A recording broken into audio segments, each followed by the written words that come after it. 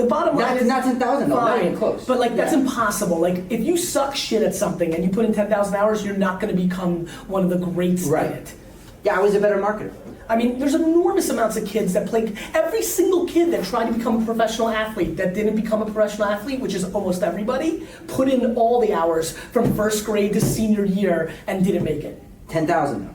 I mean, that's the thing. When you look at that, so when you say about like I don't even know what the rapper, math on 10,000 hours is. did I spend 10,000 hours for my rap career, or was I 10,000 hours in the studio? I was definitely not 10,000 hours in the studio, like trying to be the best rapper. Nobody will. I love Malcolm. Nobody can convince me that. Like, if that was true, then we should tell every 6-year-old right now, spend every minute of your time on the number one thing that you want to be, and you will become that. And that is absolute bullshit. I think that that's absolutely true.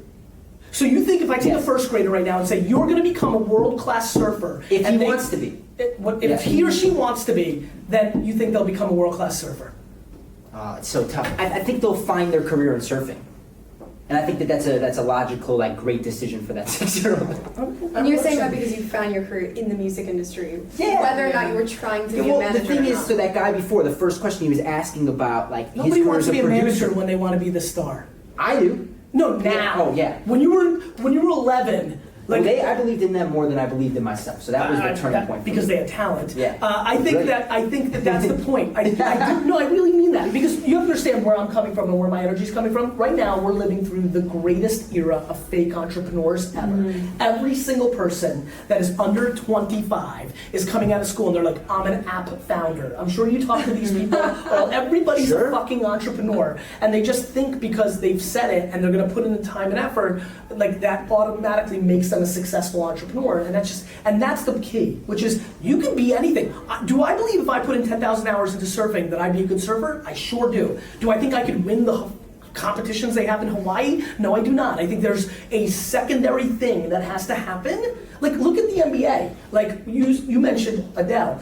What about the 12th man on the Heat? Right? He's one of the best 300 basketball players in the world, but and he's made it, but what about the person right after that? The person in the D League that's making tens of thousands of dollars? That guy is literally one of the 500 best basketball players in the world, but hasn't made it by that Malcolm categorization. And then you have just millions of people. There's millions of people that are trying to make EDM and hip-hop music right this second, and so many of them can't succeed in the marketplace because the talent is a variable.